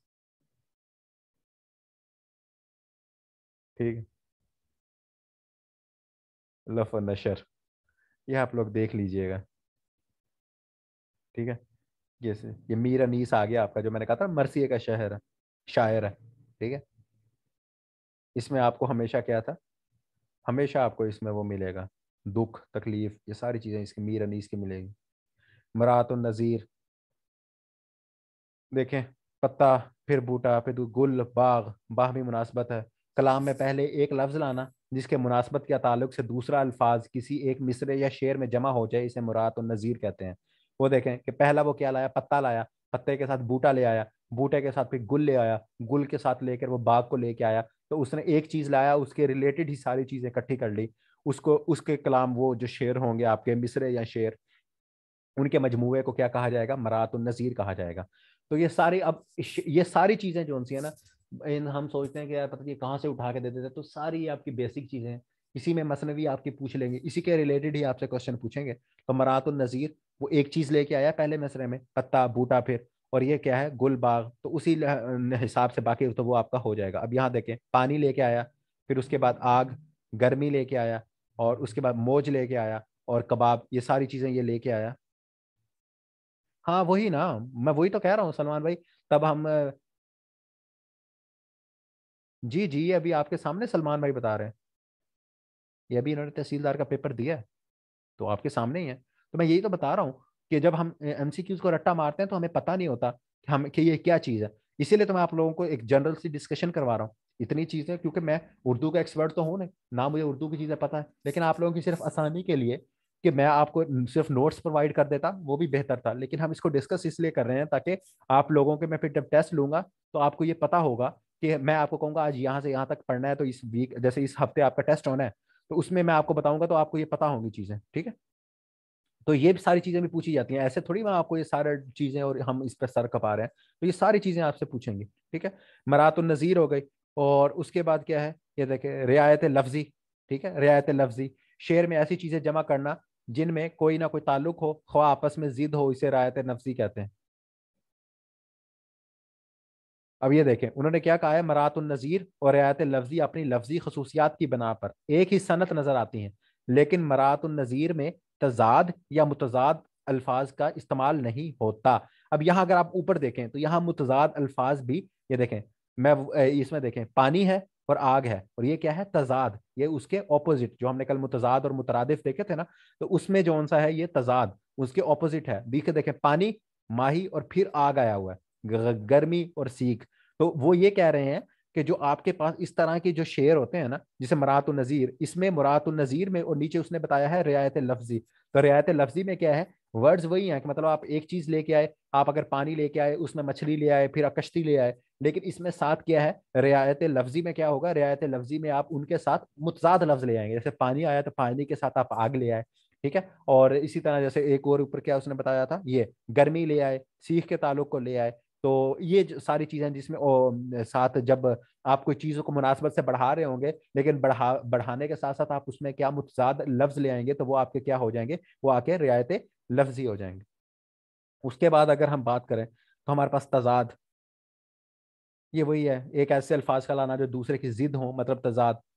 ये ऊपर देखें, या के सीधो ये क्या है, स्पीदो सी में हमको दखल जो है सो इतना है, रात और सुबह, रात सुबह, दिन रात, तो ये उसमें क्या है, ये उसके मुतजाद, ये वही जोन सा है, ये आपको उसमें आसान सा है, पढ़ेंगे आपको खुद भी समझ आ जाएगी। उसके बाद हम तलमीह, तलमीह हम कद देख चुके हैं, तलमीह, ठीक है। जैसे बेखतर कूद पड़ा आतिश नमरूद में इश्क, इश्क है महव तमाशाए लबे बाम अभी, ठीक है। इब्ने मरियम हुआ करे, ये भी कल हमने सारी ये सारी चीजें देख ली थी। हुस्न तालील, हुस्न तलील, शेर में किसी बात का वो सबब बयान करना जो हकीकत में इसका सबब ना हो, ये बहुत जबरदस्त है। ये भी आपका ओल्ड पेपर में से, ओल्ड पेपर नहीं मतलब पहले इसी में से पूछा गया है कि हुस्न तलील पूछा जाता है। तो हुस्न तलील क्या है कि ये पूछा, ये पूरी यही सेम टू सेम यही लाइन जो सी है, समझ ले कॉपी पेस्ट पेपर में हुई हुई थी कि शेर में किसी बात का वो सबब बयान करना जो हकीकत में उसका सबब ना हो, क्या कहलाया जाता है। और डिफरेंट ऑप्शन, तो वो क्या है, हुस्न तालील। अब देखे क्या है, सब कुछ कहाँ लाला और गुल में नुमाया हो गई, खाक में क्या सूरतें होंगी कि पिन्हा हो गई।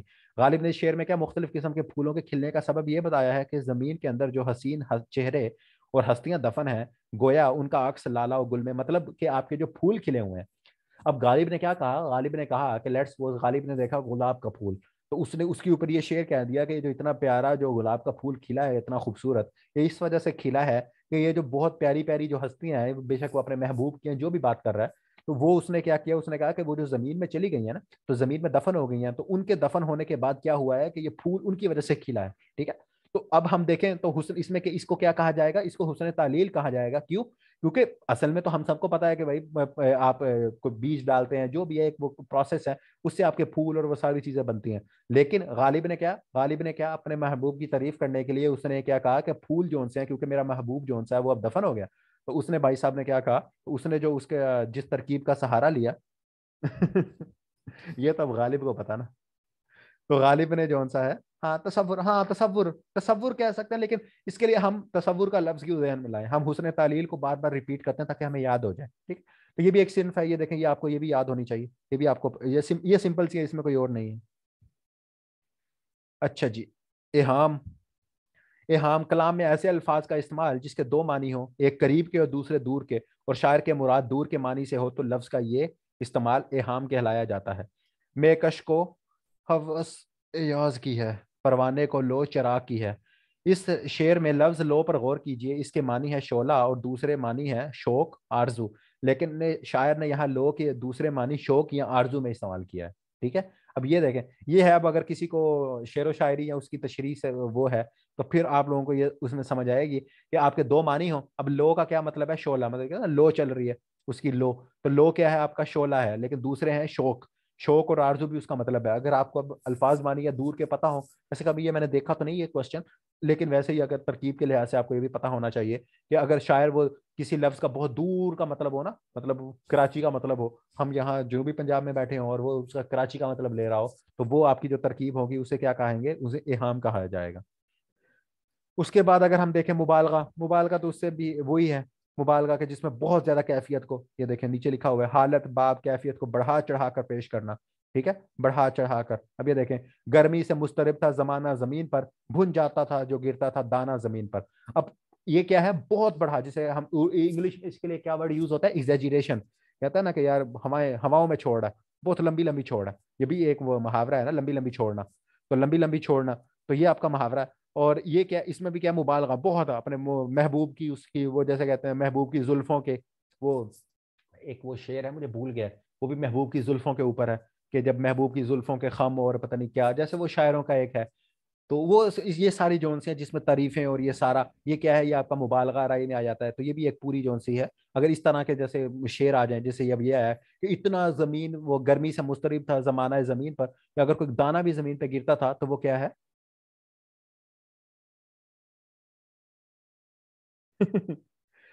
असल में बस ये उम्र ही ऐसी है ना, इस उम्र में और चीजें याद नहीं रहती, तो शेर तो फिर छोटी सी बात है। नहीं, पॉलिटिकल पार्टीज, हाँ हाँ, पॉलिटिकल का पार्टीज भी तो मुबालगा राई, वो कहते हैं मुबालगा राई से काम लिया, तो वही है बिल्कुल सेम टू सेम। इसमें तो आपको मुबालगा, क्योंकि ये आम है ना, तो ये मुबालगे की तीन किस्में। ठीक है, जब जब कोई अकली और अमली दोनों तरह मुमकिन हो, मतलब अगर कोई चीज मुबालगा राई कर रहे हो, अगर वो मुमकिन है तो वो तबलीग कहलाई जाती है, वो क्या है, वो तबलीग कहलाई जाती है। और उसके बाद क्या है, जैसे पहले शेर में रात भर जाग कर सुबह कर देना, और अकल और आदत दोनों एतबार से मुमकिन है, तो ये सारी चीजें आप इसकी पढ़ लीजिएगा। जब कोई अकली तौर पर मुमकिन तो हो लेकिन अमली तौर पर मुमकिन ना हो, तो अगराक, ये क्वेश्चन है आपका पास्ट पेपर का, कि अगर कोई सूरत जो सी है अकली तौर पर मुमकिन हो लेकिन अमली तौर पर आप उसको ना कर सको, मतलब आपकी दिमाग कह रहा हो कि यार हो तो सकता है, आपका दिमाग कह रहा है कि यार अगर जो सा है रोज का 1 घंटा पढ़ो तो आप पीपीएससी में टॉप कर सकते हो, लेकिन अमली तौर पर वो मुमकिन ना हो, तो उस बात को क्या कहोगे, उसको आप अगराक कहोगे। ठीक है, उसको क्या कहोगे, अगराक कहोगे। ठीक है जी, ठीक है। अच्छा जी, और इंतहाई शक्ल, ये भी क्वेश्चन पूछा गया था कि मुबालगे की इंतहाई शक्ल को क्या कहा जाता है। तो आगे नहीं पूछा था, सिर्फ ये पूछा गया था कि मुबालगे की इंतहाई शक्ल को क्या कहा जाता है, तो उसको गलू कहा जाता है। हम हमारे कहते हैं ना कि गलू किया, ये एक उसमें गलू, उसमें भी गलू, हाँ गलू ही है लफ्ज, गल्ब नहीं है ये। गलू मेरे ख्याल में ये आपका उसका जो क्या होता है यार, ये आपके जो स्कॉलर्स होते हैं ना, इस्लामिक स्कॉलर्स, वो भी यूज करते हैं ये वर्ड। ठीक है, तो मुबालगे की इंतहाई शक्ल को क्या कहते हैं, उसको गलू कहते हैं, कि इसने गलू किया है, तो बहुत ज्यादा, जिसे कहते हैं ना कि वो एक हमारे सर कहते होते हैं अन्नी मचा दिया। अगर एक शायर या कोई भी बंदा अन्नी मचा दे ना जब, तो जो बंदा अन्नी मचा देता है तो वो क्या करता है, वो गलू करता है। मुबालगे की ये सबसे जिसे कहते हैं एक्सट्रीम लेवल जो सा है वो यही है। अब ये देखें, मजमे में तिल रखने की जगह ना थी। ठीक है, तो ये सारे उसमें, ये अब बताएं अगर इसमें क्या होगा, मजमे में तिल रखने की जगह ना थी, ये आपका कौन सा मुबालगा होगा, तुक्के लगा के मुझे बताओ।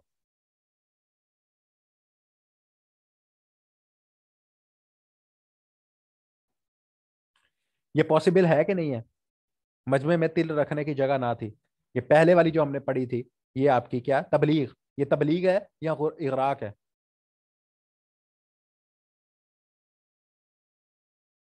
अच्छा जी, और ये अगर बताओ,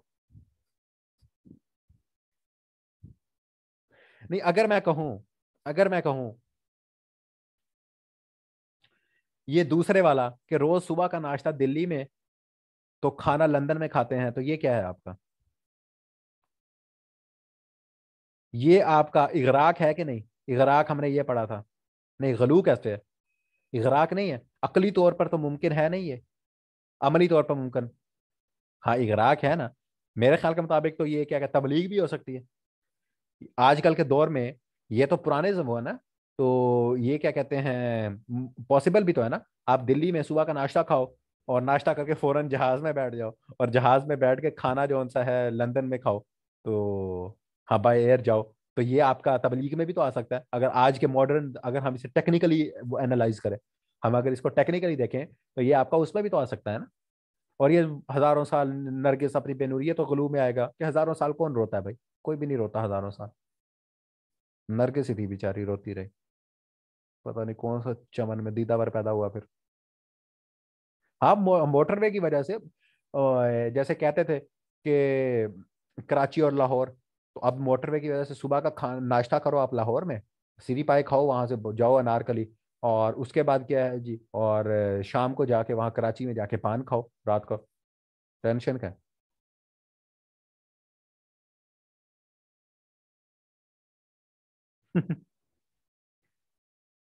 हाँ बिरयानी, हाँ सॉरी, हाँ बिरयानी भी खा सकते हो हैदराबाद में। पान के लिए दुनिया जंगे हो गई हैं दुनिया में सफीर, तुम कहते हो इतना सफर करो पान के लिए, हद है।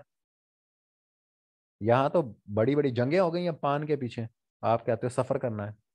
कोई हाल नहीं तुम लोगों का। अच्छा जी।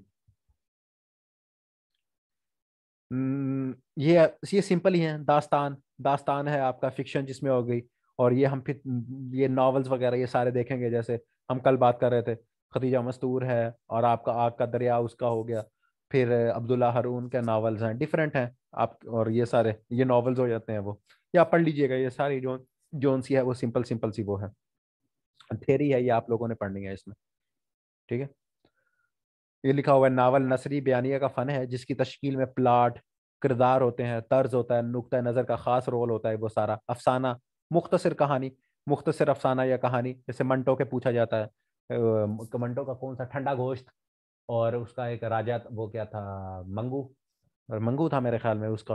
तो ये सारे जो उनसे मंटो के रिलेटेड पूछे जाते हैं, मंटो को भी हम उसमें पाकिस्तान अफेयर्स में इसको डिटेल में देख लेंगे। तो ये अफसाना होता है, ये सारी थेरी है, ये आप लोग खुद उसमें पढ़ लीजिएगा, ठीक है। ड्रामा, ये भी आपको पता है, ये सारे क्या है आपके नसर के अंदर आते हैं। और ये भी पूछा जाता है, नसर जदीद नसर का बानी कौन था? तो सर सैयद अहमद खान, ये भी क्वेश्चन। और ये मजमून निगारी, ये सारे जो होते हैं देखें, इनमें नाम भी लिखे हुए हैं, ये देखें, मजमून निगारी में अल्ताफ हुसैन हाली, शिबली नुमानी, मोहम्मद हुसैन आज़ाद, ये सारे नाम जो उनसे इन्होंने मजमून लिखे हैं। मौलाना मौलवी अब्दुल हक बाबा उर्दू, मौलाना अब्दुल कलाम आज़ाद, वहीदुद्दीन सलीम, सैयद सुलेमान नदवी, नदवतुल उलूम वाले, तो ये सारे जो से लोग हैं ना, नियाज फतेहपुरी, मौलाना अब्दुल माजिद, मुंशी प्रेमचंद हो गए आपके, ठीक है, मुंशी प्रेमचंद, और सजाद हैदम यलदरम, ये सारे नाम आप जब आप उर्दू के पुराने पेपर उठाओगे ना, तो उनमें आपको ये सब नाम मिलेगा किसी ना किसी। ये मजनू गोरखपुरी, इनका नाम पूछा जाता है, ठीक है। सारे एमसीक्यूज, हाँ बिल्कुल सलमान भाई, आप तो हम मतलब पिछले हम मेरे ख्याल में हम इसे उर्दू के ऊपर मैं और सलमान भाई पिछले 2 हफ्ते से काम कर रहे हैं। तो ये सारी चीजें हमने काफी चीजों इस पे किया, तो इसमें ये सारे जोन से हैं, ये सारे आपके उर्दू के पेपर, मैंने जो आपको कल फाइल भेजी है ना, जिसमें आपके ऑलमोस्ट सारे इससे ज्यादा भी अगर आप कहोगे, एक और भी मेरे पास है फाइल, उसमें जोन से कोई 2,000 के करीब एमसीक्यूज हैं। जब आपने उससे थक जाओगे ना प्रैक्टिस करके, फिर आपको मैं वो भी भेज दूंगा। तो उसमें भी आप लोग जोन से है ना, फिर आप देखोगे, फिर आपको आपको सुबह दोपहर शाम जोन से है ना, कभी यलदरम नजर आएगा, कभी जोश नजर आएगा, कभी आपको दर्द नजर आएगा, कभी मोमिन खान मोमिन नजर आएगा, कभी आपको मिर्जा गालिब आम खाते हुए नजर आएंगे, कभी वो दिल्ली में नजर आएंगे, कभी आपको वो क्या कहते हैं, वो जौक के पास नजर आएंगे, कभी सर सैयद नजर आएंगे। तो ये सारी चीजें आपको नजर आएंगी उर्दू में, ठीक। तो ये टेंशन ना लो आप। इंशाइया, ये भी आपकी अदब की एक अहम सिनफ है। तो ये सारा जो है, मतलब इसमें ये देखें, ये पूछा जाता है कि जिसमें बेतकल्लुफ़ी के बगैर, ये भी आपका एक पुराना क्वेश्चन है कि बेतकल्लुफ़ी बगैर किसी मंतक की तरकीब के और दिलकश और खुश खूबसूरत बनाकर आप कोई चीज़ को पेश करते हो, बेतकल्लुफ़ी, इसमें कोई तकल्लुफ़ी किसी चीज़ का ख्याल नहीं रखा जाता। वो सनफ वो नसर की उस सनफ को क्या कहते हैं? तो नसर की उस सनफ को इंशाइया कहते हैं, उसको क्या कहते हैं? इंशाइया। तो अब ये देखें, ये भी आपको ये सारे क्वेश्चन है कि पूछा जाता है कि इंशाइया इनमें से कौन जोन सा है वो इंशाइया निगार है? तो आप जैसे लिखा हुआ है, सर सैयद है, हुसैन आज़ाद है। अब हमने मोहम्मद हुसैन आज़ाद का नाम अभी ऊपर भी देखा है, आपने हमने मजामीन के अंदर भी उनका नाम देखा है। अब ये पतरस बुखारी, जो मैं आपको पहले बता रहा था कि पतरस बुखारी, सैयद अहमद शाह बुखारी इनका पूरा नाम था। तो ये सारे क्वेश्चन है, मुश्ताक अहमद यूसफी, यूसुफ नाजिम, और ये सारे पूछे जाते हैं कि इनकी सनफ बताएं, इनका किस में था। इसी तरह जैसे आपका वो है, ये क्या कहते हैं, ये मुश्ताक अहमद यूसफी वो इब्ने इंशा हो गए। एक आपके और हैं नसीम हिजाजी, तो नसीम हिजाजी एक चीज वो लिखते थे, उन्हें सफरनामे, ठीक है, सफरनामे। तो वो पूछा जाता है सफरनामों के लिए कौन मशहूर था, तो नसीम हिजाजी। तो ये सारे जो है ना, ये आपकी क्या है, नसर की किस्में है, ये नसर। अब सवाने क्या है, वही कि जिसमें आपने, जिसे हम, अगर मैं इसको आपको सिंपल वर्ड्स में बता दूं, तो वो आपके क्या है, बायोग्राफी, ठीक है, जिसमें किसी का के क्या उसका हिसाब किताब है, कि उसकी जिंदगी में क्या हुआ, ठीक है। जैसे ये देखें, हाली ने क्या, ये भी क्वेश्चन है, हयात सादी किसने लिखी जी, हाली ने हयात सादी लिखी, हाली ने यादगार गालिब लिखी, हयात जवेद लिखी। हयात जवेद किसके ऊपर हाली ने लिखी, मौलाना अल्ताफ हुसैन हाली ने हयात जवेद सर सैयद अहमद खान के ऊपर ही। और हयात सादी वही इमाम सादी के ऊपर। और यादगार गालिब ये गालिब के ऊपर। और ये कौन सी, ये सब किताबें क्या हैं, ये सवाने हैं। ये सवाने उनकी उम्र कह रहा हूँ, उनकी लाइफ के अंदर जो जो चीजें हुई, ये उसके ऊपर लिखी गई थी। तो ये भी आप लोगों को इसमें भी पता होना चाहिए। और ये सब आपके क्वेश्चन है कि हाल ही ने, ये तीनों किताबें पूछी जाती हैं, कि या तो पूछ लिया जाएगा इन तीनों किताबों के जो लिखारी हैं उनका क्या नाम है, हाली है, ठीक है। और दूसरा क्या पूछ लिया जाएगा कि ये इनकी सिनफ क्या है नसर की, तो ये क्या है, सवाने है। हयात जवेद किसके ऊपर लिखी थी, ये आपको बाद में बताऊंगा, ये किताबें हम सब करेंगे, अभी वैसे ही बता रहा हूँ। तो हयात जवेद क्या है, हयात जवेद जो सी है सर सैयद के ऊपर लिखी थी, किसने लिखी थी जी, अल्ताफ हुसैन हाली साहब ने लिखी थी। तो ये सारी, ये देखें, जैसे ये देखें, अल मामून अल फारूक शिबली नुमानी की, ये अल फारूक रिसेंटली अभी इसी मंथ एक पेपर में ये अल फारूक पूछा गया था, किसने लिखी है, तो शिबली नुमानी ने। इन्होंने सीरतुन नबी भी लिखी है। सीरतुन नबी भी पूछा जाता है, सबसे पहले वसल्लम के ऊपर सबसे वो किताब जो लिखी गई तो सीरतुन नबी थी। तो ये सारी जौन सी है, ये भी चीजें, और ये भी इसके रिलेटेड, ये भी आपका क्वेश्चन है, ये वाली लाइन भी आपके, ये सारे जौन से है ना, अगर आप इनको डिटेल में पढ़ोगे तो आपको पता लगेगा। ये भी क्वेश्चन है कि सीरतुन नबी जौन सी है, इसकी तकमील तो की थी शिबली नुमानी ने, लेकिन इसका जौन सा है, इसको तकमील कौन से, उनका शागिर्द थे, ये सैयद सुलेमान नदवी, ठीक है। तो ये उन्होंने की थी, तो ये भी आपका क्वेश्चन है। तो ये आप, हमें लगता है कि पता नहीं कौन सी किताबों से बैठ के ये सारे पेपर बनते हैं, तो यही आपके जौन से हैं, ये पेपर्स इन्हीं किताबों से मिल के बैठ के बनते हैं। अब इन्हीं को अगर आप डिटेल में या एक दो दफा, एक दो नजर इसको देख लोगे ना, तो ये भी जैसे मैंने आपको बताया ना, ये सीरतुन नबी पूछा जाता है कि सीरतुन नबी सल्लल्लाहु अलैहि वसल्लम जौन सी है, इसकी तकमील जौन सी है किसने की थी, सैयद सुलेमान नदवी ने। और ये भी पूछा जाता है कि सैयद सुलेमान नदवी कौन थे, तो सैयद सुलेमान नदवी जौन से वो शिबली नुमानी के क्या थे, शागिर्द थे। या पूछा जाता है कि शिबली नुमानी के जौन सा शागिर्द का नाम बता दे, या सैयद सलमान नदवी के जो से उस्ताद का क्या नाम था, तो वो शिबली नुमानी था। और अल फारूक वाला ये तो क्वेश्चन बहुत दफा पूछा गया है कि अल फारूक किसने लिखी थी, हजरत उमर फारूक रजी अल्लाह तआला अन्हु के ऊपर ये किताब थी, उनकी बायोग्राफी थी, बहुत प्यारी बुक है, अगर आप में से किसी का पढ़ने का इतफाक हो तो पढ़िएगा। अच्छा जी, बाकी जी सवाने हो गए, फिर खाका। इसमें क्या है जी आपके, जिसमें शख्सियत के नकूश, आपको ये सारा जो सा है, खाका नगारी, ये सारे ये चीजें, ये भी आप लोग देख लीजिएगा। ये देखें, आब हयात, आब हयात जो सा है, इसमें शेर के नकूश उभारे गए हैं, वो खाका नगारी के बहुत करीब हैं। और उसके बाद मिर्जा फरतुल्ला बेग, इसका पूछा गया है, ये आपका ओल्ड पेपर का क्वेश्चन है कि मिर्जा फरतुल्ला बेग कौन थे, तो ये पहले आपके जो से हैं, ये इन्होंने पहली खाका नगारी की थी, ये पहला खाका निगार थे, तो इनके ऊपर भी जो सा क्वेश्चन पूछा जाता है। मिर्जा फरतुल्ला बेग, असमत चुगताई, मैं आपको भी बता देता हूँ इनमें से कौन कौन से ओल्ड पेपर में क्वेश्चन पूछे गए हैं। फिर फरतुल्ला बेग साहब का पूछा गया है, रशीद अहमद सदीकी का पूछा गया है, असमत चुगताई का पूछा गया है। उसके बाद अल्लाह भला करे आपका, मुश्तबा हुसैन का पूछा गया है। इनके नाम दे के पूछ लिया जाता है कि ये किन में इनकी मशहूर, ये कौन सी सनफ में इन्होंने अपनी शोहरत हासिल की थी, तो आपको पता होना चाहिए कि इन्होंने खाका निगारी में की थी। असमत चुगताई ने, मुश्तबा हुसैन ने, ये हाँ शौकत थानवी भी पूछा गया है। तो ये सारे आपके क्वेश्चन है। अब जैसे शहादत हुसैन मंटो है, ये अफसाना नगारी भी है। अब ये देखें, ये सारी डिटेल आप लोगों ने खुद ये करनी है। अब शहादत हुसैन मंटो, ये अफसाना, जैसे मैंने आपको बताया ठंडा गोश्त, ठंडा गोश्त इनका अफसाना भी है। तो ये शहादत हुसैन मंटो कौन है, शहादत हुसैन मंटो जो है, ये खाका निगारी भी जो है वो भी करते हैं। फिर उसके बाद जी, ये हम खाका निगारी के बाद देखें, तो ये क्या है, रपोर्ताज, ये क्या है, ये एक जदीद सनफ है।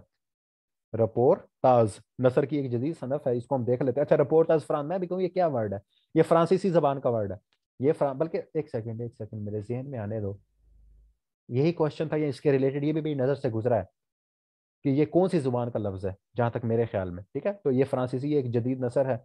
इससे मुराद किसी हकीकी वाक़े या खबर या रिपोर्ट इस तरह तैयार की जाए कि इसमें अफसाने का अंदाज पैदा हो जाए, इसलिए इसे सहाफत और अफसाने की दरमियान की कड़ी, मतलब आप इस तरह से याद करें, जैसे रिपोर्टर्स नहीं होते, रिपोर्ट बनाते हैं कोई, तो वो उन्होंने लिख भी दिया कि अफसाने की दरमियान की कड़ी कहा जाता है। तो इसमें हम देखें तरक्की पसंद तहरीक, ये हम पढ़ेंगे, तरक्की पसंद तहरीक 1935 के बाद 36 में ये स्टार्ट हुई। तो उसमें अब देखें, ये सारी चीज़ें, इसकी रोदाद हमीद अख्तर, और ये इसका जौन सा है, ये भी क्वेश्चन है आपका कि निज़ाम जौन सा है, ये कब पैदा हुआ था। ये उर्दू जो सी है ना, ये आप 10 नंबर लेना आसान थोड़ी है, ये आप लोग पढ़ोगे तो आपको पता लगेगा, ठीक है। ये यादें, यादों के उन्वान से किसने रपुदास लिखा था? तो सज्जाद हैदर ने। ये भी आपका ओल्ड पेपर का क्वेश्चन है, ठीक। तो अगर आप जो सा है सिर्फ इन्हीं को ही अच्छी तरह याद कर लोगे तो आपको ये भी कंफर्म हो। ये देखें, सजाद हैदर, यादें, ये तो इसका पूछा, यादें क्या था? ये आपका रपोताज था। ये किसने लिखा था? सजाद हैदर ने लिखा था। फिर ये कृष्ण चंद्र, असमत चुगताई, देखें यहाँ भी आ गया। ऊपर भी आपका खाका निगारी में भी असमत चुगताई था। खतीजा मस्तूर, ये आपकी नावल निगार भी हैं, और ये आपकी रपोताज में इसमें भी आ गए। कुरतुल हैदर देखें यहाँ अगेन, ये भी आ गए। मुमताज मुफ्ती आ गए। कुदरतुल्लाह शहाब, जो ने शहाब नामा लिखा था, ये दोबारा यहाँ आ गए। तो इनका भी पूछा जाता है। शहाबनामा इनकी किताब थी। तो ये सारी चीजें जो सी है, ये आपने इसमें देखने हैं। बस ये खत्म हो जाए, मैं अभी जा रहा हूँ, मैं बस जा रहा हूँ। फिर सफरनामा आ गया, ठीक है, सफरनामा। ये सफरनामा में आप देखिएगा, उसका नाम आएगा बंदे का। कहाँ गया? ये देखिए, इब्ने इंशा आ गया। मुस्तनसर हुसैन तारड़ का नाम पूछा गया है। और उसके बाद क्या कहते हैं, कुरतुल हैदर यहाँ आ गया। और ये देखें, पहला सफरनामा, ये भी क्वेश्चन पूछा गया है कि अजाए बातें फरंग किसने लिखा था जी? यूसुफ कंबल। अब सफर में लिए आपको क्या जरूरत पेश होती है? सफर के लिए आपको क्या? कंबल, कंबल की जरूरत होती है ना, कि वो ठंड लग जाती है सफर में। तो इस तरह आप इसे याद रखें। ये आपका क्या कहते हैं, कोई 20-25 दफा ये क्वेश्चन पूछा गया है कि पहला सफरनामा किसने लिखा था। तो सफर के लिए कैसे याद रखें इसको? सफर के लिए कंबल की जरूरत होती है। तो सफर आपका पहला किसने लिखा था? कंबलपुरी, यूसुफ खान कंबलपुरी कह रहा हूँ, कंबलपोश। तो उसने कंबल लिया हुआ था, तो वो आपका पहला सफरनामा था। और उसका नाम क्या था? अजायबात फरंग। और 19वीं सदी के अंदर लिखा गया था। तो ये जब आप लोग देखेंगे तो आपके इंशाल्लाह जो से इसमें भी। हाँ, मुस्तनसर हुसैन तारड़ वाला भी, कि मुस्तनसर हुसैन तारड़ किस सिनफ में मशहूर है। तो ये सफरनामा है, और ये भी जिंदा है। और इनके रिलेटेड ये फिर मैं आपको लिखाऊंगा इनकी किताबें, और इनके जो चीज़ें पूछी जाती है ना, तो ये भी सारा पूछा जाता है। और यहाँ कुरतुल हैदर हो गई। और ये ख्वाजा हसन निज़ामी, इनका भी क्वेश्चन पूछा गया है। सर सैयद अहमद खान, शिबली नुमानी तो नहीं, बेगम रियाज अख्तर, बेगम, हाँ बेगम रियाज अख्तर जो सा है, बेगम रियाज अख्तर का भी ये भी क्वेश्चन जो सा है, ये भी आप लोगों से पूछा गया है, ठीक है।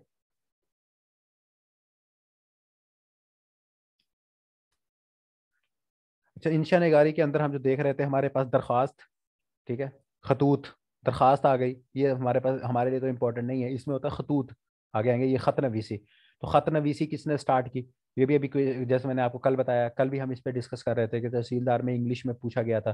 तो ये क्या कहते हैं, मिर्ज़ा गालिब ने खत नवीसी का। तो ये भी आपकी इंशा नगारी की एक किस्म है। ये सिंपल सी इसमें चीज़ें हैं, ठीक है। और ये इसमें वैसे पढ़ लीजिएगा। एक खत को मकतूब कहा जाता है, लिखने वाले को मकतूब निगार कहा जाता है। जिसके नाम खत लिखा जाता है उसको मकतूब इलय कहा जाता है। अब तो खतों का जमाना चला गया ना। वो जैसे मेल में हमने देखा था ना, टू, फ्रॉम, तो ये वही है। टू जिसको आप भेज रहे हो, ठीक है, फ्रॉम जिसको आप लिख भेज रहे हो, उसको क्या? टू क्या है आपका? मकतूब निगार। फ्रॉम जिसके नाम खत लिखा गया, सॉरी, खत लिखने वाले को, ये फ्रॉम से ना, ये फ्रॉम जो सा है वो आपका मकतूब निगार हो जाएगा। वो जिसके नाम लिखा गया है, जिसको भेज रहे हो, टू, टू किसको, जो हम ईमेल में टू कहते हैं, वो आपका मकतूब लय हो जाएगा, ठीक है, वो आपका मकतूब लय हो जाएगा। तो ये सारा नीचे ये बना हुआ है, ये आप लोग इस पर देख लीजिएगा। मजमून नवेसी, मजमून निगारी का भी पूछा जाता है। तो मजमून निगारी के लिए सर सैयद का भी नाम आता है, तो ये भी हम देखेंगे, मजमून नवीसी का भी। तो ये आप थोड़ा सा इसमें देख लीजिएगा। ये तो इसमें हमारे उसके रिलेटेड है ना, खबर नवीसी। ये सिंपल चीज़ें हैं, ये सारी इंशा नगारी में आपकी आ जाती है। तो ये सिंपल सा है, इसमें इतनी ज़्यादा कोई चीज़ें हैं नहीं। ये लास्ट अगर हम इसमें देखें तो ये अब आप लोगों ने सारी पढ़नी है। ये है कवायद की इस्लाहात। इस्लाहात इसमें अब आपने क्या है, ये देखें, ये वो क्वेश्चन है जो आपसे पूछा जा सकते हैं। देखें, इंटेरोगेटिव सेंटेंसेस को क्या कहते हैं? इस्तफहामी जुमले।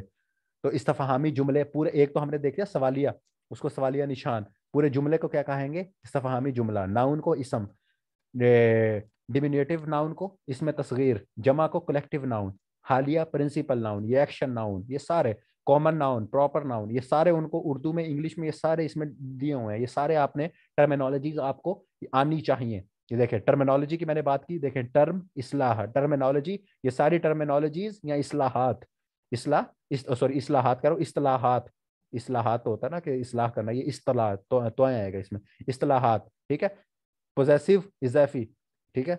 और ये सारे जो है पार्ट्स ऑफ स्पीच को क्या कहते हैं? इकसाम कलमा, जो हमने कल पढ़नी है ना इंग्लिश की, कल हमने इंग्लिश को स्टार्ट करना है ना। तो पार्ट्स ऑफ स्पीच क्या है? इकसाम कलमा। फिर उसके बाद यूनिट, अकाई, एडिटिव, इल्हा, ये सारे जो हैं इंपेरेटिव, अमर। हम इंपेरेटिव क्या होता है? किसी चीज का हुक्म देना, ये करो, हम कहते हैं इंपेरेटिव सेंटेंसेस। तो अमर, काम, ये उससे आ गया। फिर आपके पास एक्टिव इम्पेरेटिव, ये सारे आपको उनका पता होना चाहिए। कंपोजिशन क्या है जी, इंशा, डिसजंक्शन, इनफसाल, ये सारे आपको इसमें। नेटिव स्पीकर, अब हमारी हम कहते हैं कि हमारी जो नेटिव लैंग्वेज है, लेट्स बोल उर्दू है, हम नेटिव स्पीकर, वो हम कहते हैं कि ये नेटिव स्पीकर है, ये यहाँ की लोकल जुबान बोल सकता है, तो अहले जुबान ये वो हो गया, ठीक हो गया। उसके बाद आपके पास पेचीदा जुमले, कम्प्लेक्स सेंटेंसेस, पेचीदा जुमले, ये सिंपल, ये सारी टर्म्स हैं, ये आप लोगों ने इसको देख लेना है, ये आपको मिल जाएंगी ना अभी। तो आपने ये सारी चीज़ों के एक दफ़ा सब ना भी याद हो, जैसे कुछ सिंपल भी है ना, जैसे सेंटेंस को जुमला कहते हैं, इंटेरोगेटिव दोबारा आ गया, इस्तफहामिया, इंपेरेटिव सेंटेंसेस को जुमला अमरिया, कंप्लीट सेंटेंसेस को ताम, कंडीशनल सेंटेंसेस को जुमला शर्त, शर्तिया, जेंडर, जिन्स, जेंडर नाउन, ये सारे मुजक्कर, मस्कुलिन, फेमिनन, जिसमें आपका मुश्तरिक आपका जैसे बुक है, पेंसिल है, उसको क्या न्यूटर जेंडर कहा जाता है, तो जिनस है मुश्तरक, जिनका सेम जिन्स हो। तो ये सारी चीजें ये आप लोगों ने इसमें देख लेने हैं, ठीक है। कंपैरेटिव के ये सारी आपको मिलेंगी। ये फिर मैं आपको जब टेस्ट आपका भी होगा सैटरडे वाले दिन, तो उसमें इंशाल्लाह ये सारी चीजें आप लोगों को आप इसमें देख, स्क्रिप्ट, रस्म खत, लैंग्वेज, जबान, टेंस, ये सारे देखें, ये सारा, ये पूरी एक फाइल है, ये 20 पे, तो इसमें आपने ये सारी चीजें देख लेनी है। पैसिवाइज देखें, तहूरे मजहूल, तूरे मजहूल, सॉरी तूरे मजहूल, एक्टिवाइज को तूरे मारूफ। तो वैसे कभी पूछे तो नहीं गए, लेकिन फिर भी जैसे ये तहसीलदार के पेपर में पूछ लिए गए थे, तो फिर भी आपको फिर भी इनका थोड़ा सा जनरल आइडिया होना चाहिए, हल्का सा, ठीक है, कि इनको क्या क्या कहा जाता है। तो ये सारे जो से आप लोगों ने इसको डिटेल में जो सा सारा देख लेना है कि इनको क्या कहा जाता है। ये देखें, मदर लैंग्वेज, मादरी लैंग्वेज, मादरी जुबान, पेरेंटल लैंग्वेज, ठीक है, क्या माखजी जुबान, ये सारे आप इसको देख लीजिएगा, ये काफ़ी ज़्यादा है। तो हल्की सी नज़र, जो ज़्यादा मुश्किल है ना भी, लेकिन एटलीस्ट आपको जो फेमस फेमस हैं उनके जो उनसे चीज़ें याद, अब जैसे ये है नेगेटिव एस्पेक्ट या पार्शल, ये ना भी याद हो, ठीक है, लेकिन जो सिंपल सिंपल है ना वो आपको आने चाहिए, जो बेसिक चीज़ें हैं उनके आपको आने चाहिए। अच्छा जी, यहाँ तक पता है उर्दू ग्रामर का, उर्दू की बेस का, उर्दू को किस तरह करना है, जो हमने ये डिस्कस किया है इतने टाइम, इतने दिन लगा के, इसका कोई फायदा हुआ, इसमें कोई चीज़ें समझ आई, कोई मसले मसाइल हल हुए आपके कि नहीं हुए? बहुत, चलो जी, शुक्र है, शुक्र है जी। चलें जी, कोई सवाल जवाब हो? अब हम इंशाल्लाह बताऊं क्या करेंगे। अब हमने ये करना है, एक तो आपका मैंने बताया टेस्ट होगा, ये फाइल्स में आपको, जैसे कल बाकी नोट्स बाकी चीज़ें मैंने आपको दे दी थी, ये फाइल्स आपको भी मिल जाएंगी। और उसके बाद आप लोगों ने, जैसे मैंने आपको कल बताया था, आपने अपने अलग अलग नोट्स बना लेने हैं, उनमें चीज़ें आपने ऐड करनी है, टेस्ट आपके हो जाएंगे। और दूसरी बात हमने क्या, और बाकी जो आपकी रिलेटेड चीज़ें हैं, जैसे मैंने लास्ट टाइम करवाई थी आपको, वो ये इस दफ़ा भी हमने उसी तरह करनी है। ये जो पाकिस्तान अफेयर्स के अंदर जो हमारे पास करेक्टर्स आ रहे हैं, जैसे मिर्ज़ा गालिब आएंगे, बाकी चीज़ें आएंगी, जो जो करेक्टर जिस जिस दौर में आ रहा होगा, जब हम वो हिस्ट्री पढ़ रहे होंगे, पाकिस्तान अफेयर्स पढ़ रहे होंगे, जैसे हमने लास्ट टाइम इंशाल्लाह उनको कवर किया था, इसी तरह डिटेल से चीज़ों को कवर कर लेंगे। और साथ साथ पास्ट एमसीक्यूज और बाकी जो हमने ये डाटा है उसमें से हम इनको चीज़ों को देख लेंगे डिटेल से, ठीक है। क्लियर है सारी चीज़ें। कल इंशाल्लाह फिर हम जो सा है अपना आगे से, अब 10 से 15 दिन हमारी इंशाल्लाह जो सी है वो इंग्लिश चलेगी। अब हम इंशाल्लाह 10 से 15 दिन हम इंग्लिश पे लगाएंगे, क्योंकि सब इंस्पेक्टर वाले जो उनसे हैं उनका हर्ज ना हो जाए, क्योंकि पेपर आपका आने वाला सब इंस्पेक्टर। ठीक है जी, किसी का कोई सवाल वगैरह हो तो।